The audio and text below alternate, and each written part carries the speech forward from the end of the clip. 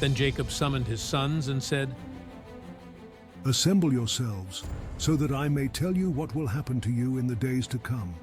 Gather together and listen, sons of Jacob. Yes, listen to Israel your father. Reuben, you are my firstborn, my might and the beginning of my strength, preeminent in dignity and preeminent in power.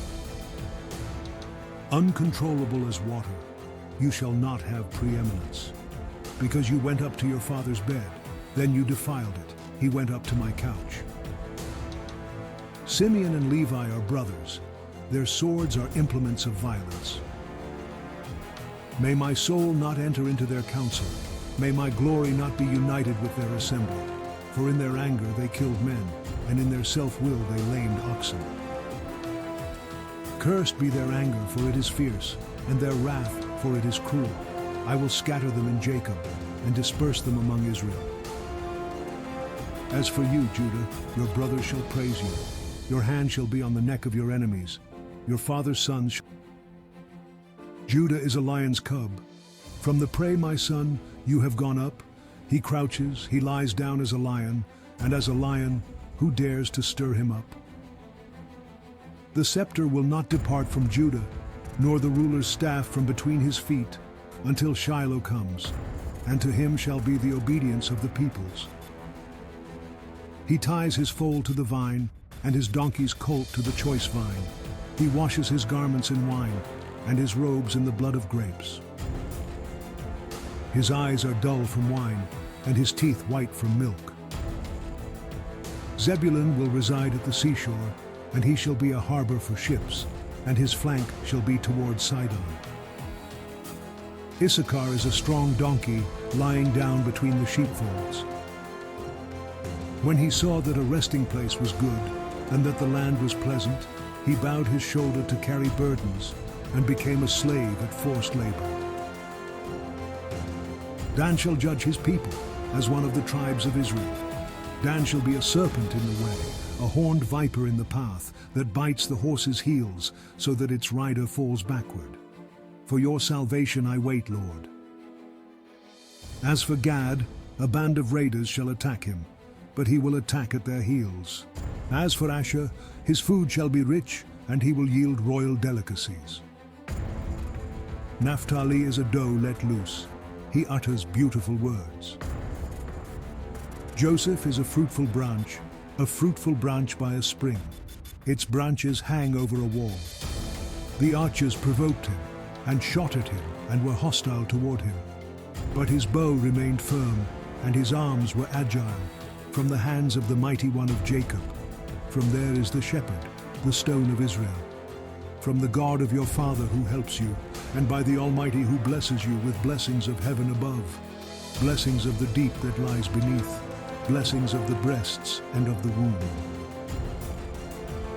The blessings of your father have surpassed the blessings of my ancestors, up to the furthest boundary of the everlasting hills. May they be on the head of Joseph, and on the top of the head of the one distinguished among his brothers. Benjamin is a ravenous wolf. In the morning he devours the prey, and in the evening he divides the spoils. All these are the 12 tribes of Israel, and this is what their father said to them when he blessed them. He blessed them, everyone with the blessing appropriate to him. Then he commanded them and said to them, I am about to be gathered to my people. Bury me with my fathers in the cave that is in the field of Ephron the Hittite, in the cave that is in the field of Machpelah, which is opposite Mamre, in the land of Canaan, which Abraham bought along with the field from Ephron the Hittite as a burial site. There they buried Abraham and his wife Sarah. There they buried Isaac and his wife Rebekah, and there I buried Leah, the field and the cave that is in it, purchased from the sons of Heth. When Jacob finished commanding his sons, he drew his feet into the bed and breathed his last, and was gathered to his people. Then Joseph fell on his father's face, and wept over him, and kissed him. Joseph commanded his servants, the physicians, to embalm his father. So the physicians embalmed Israel, Now 40 days were required for it, for such is the period required for embalming. And the Egyptians wept for him 70 days. When the days of mourning for him were past, Joseph spoke to the household of Pharaoh, saying, If now I have found favor in your sight, please speak to Pharaoh, saying, 5 My father made me swear, saying, Behold, I am about to die.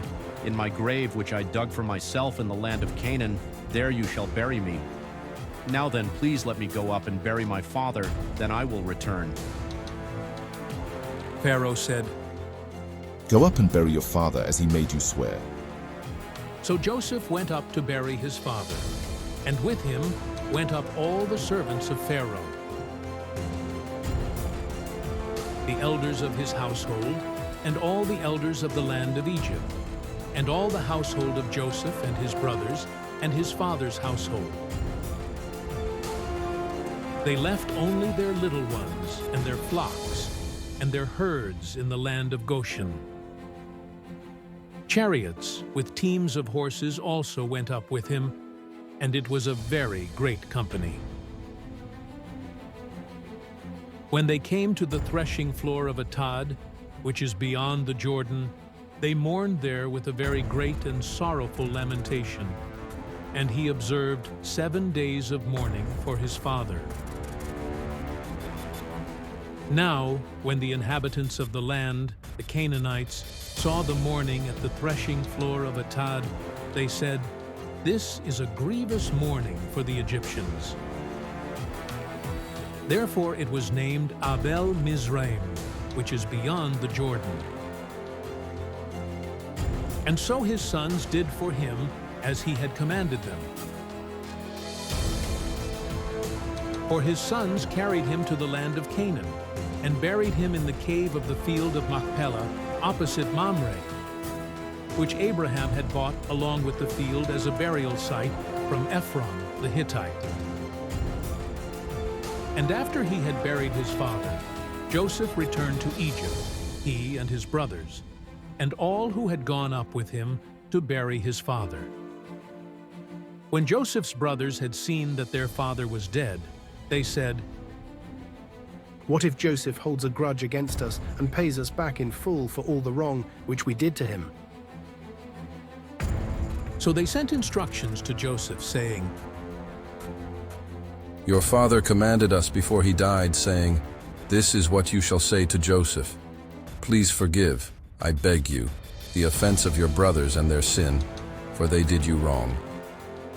And now, please forgive the offense of the servants of the God of your father. And Joseph wept when they spoke to him. Then his brothers also came and fell down before him and said, Behold, we are your servants. But Joseph said to them, Do not be afraid, for am I in God's place? As for you, you meant evil against me, but God meant it for good in order to bring about this present result, to keep many people alive. So therefore, do not be afraid. I will provide for you and your little ones.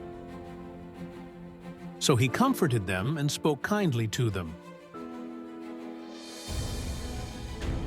And it came to pass that after some years, now Joseph stayed in Egypt, he and his father's household, and Joseph lived 110 years. Joseph saw the third generation of Ephraim's sons. Also the sons of Mashir, the son of Manasseh, were born on Joseph's knees. Joseph said to his brothers,